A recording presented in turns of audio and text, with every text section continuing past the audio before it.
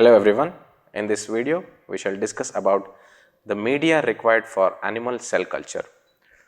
Animal cell culture refers to the process of growing animal cells in a controlled environment outside their natural habitat. That means culturing the cells in vitro, where the in vitro conditions have been provided to the cells to grow and the required medium has been provided and the required necessary physiological conditions have been provided so that the cells can make use of them and they can grow in vitro. Usually animal cell culture has been done or practiced for several purposes. To culture the animal cell we require medium. The culture medium is a crucial component as it provides the necessary nutrients and environmental conditions required for cell survival, proliferation and function. It is the nutrients that is provided to the cells chemically so that the cells can make use of the nutrients that are available through medium and the cells can proliferate and divide. The major components of the media are inorganic salts, carbohydrates and so on, where we can discuss each and every component individually. An ideal cell culture medium contains inorganic salts. The role of inorganic salts is to maintain osmotic balance and membrane potential, and it is also being added to the media to provide essential ions, the example sodium, potassium, calcium, chlorine, etc. Some of the inorganic salts that have been added or that have been included in the component of the media are sodium chloride, potassium chloride, magnesium sulfate, which provides the salts that are required to maintain the osmotic balance. And the second component that is very important is carbohydrate, where the carbohydrate acts as energy source. Glucose being the primary energy source of the cell, it is very important for cell metabolism.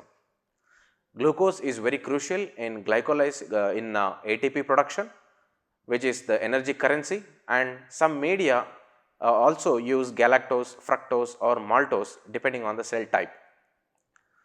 Amino acids being one of the major component of the medium provide essential and non-essential amino acids for protein synthesis.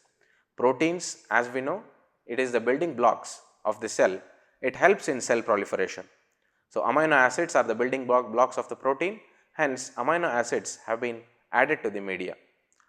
So, L-glutamine, which serves as a nitrogen source and is crucial for cell metabolism. So, this was an example for an amino acid. Vitamins are also important part of the media where it acts as coenzymes in biochemical reactions. Some of the vitamins that are used are riboflavin, biotin, thiamine, ascorbic acid, etc.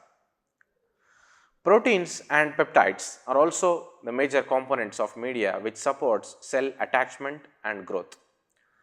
Albumin, BSA, collagen and fibronectin are some of the protein sources that have been added to the media. Lipids and fatty acids are also the components where it provides or which plays a major role in membrane synthesis and signaling pathways. Some cell lines require supplementation with cholesterol, phospholipids and fatty acids.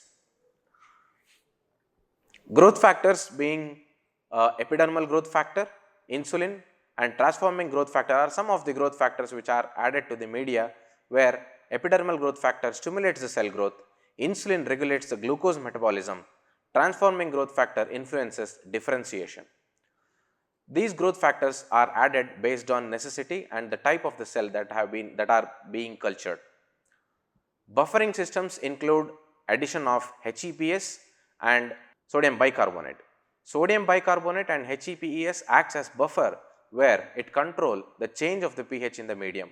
Usually when the cells grow, they produce carbon dioxide, which on reacting with water turns to acid, which decreases the pH that may hinder the cell growth. Hence, addition of the buffer controls the change in the pH so that the media remains in the constant pH and it supports cell growth.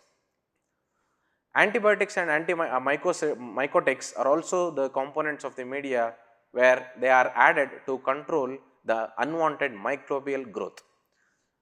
Contamination is one of the problem that can be avoided by adding antibiotics.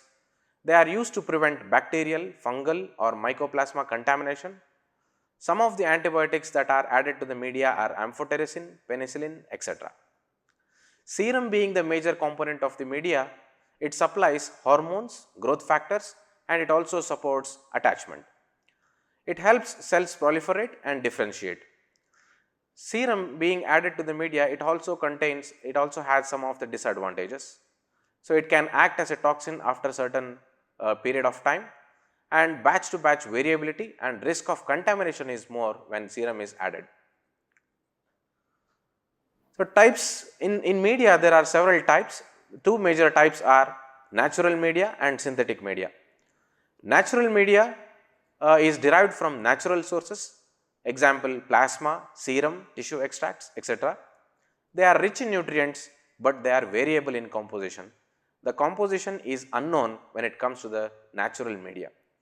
Blood plasma and tissue extracts are the common natural components that are being added as or that are being used as natural media.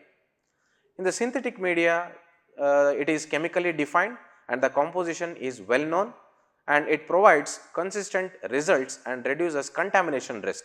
In natural media, there are possibilities where the media can get contaminated due to the presence of natural serum and natural biochemicals, whereas synthetic, as it is defined and as it is chemically prepared, it avoids contamination and it gives better result compared to natural media.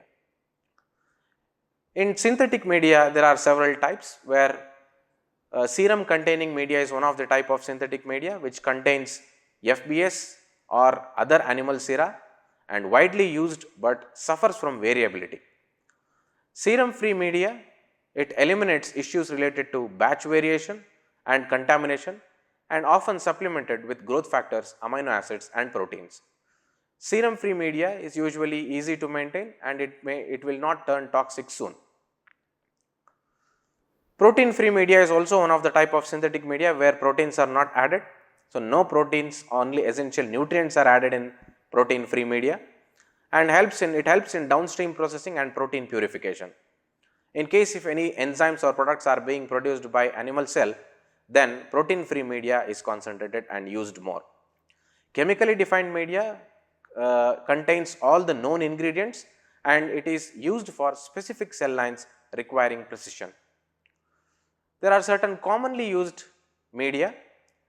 DM-EM is one of the commonly used media, RPMI, minimal essential media, F12, Leibovitz L15 media, M199 medium. So, these are several commonly used medium where they have been used regularly for animal cell culture.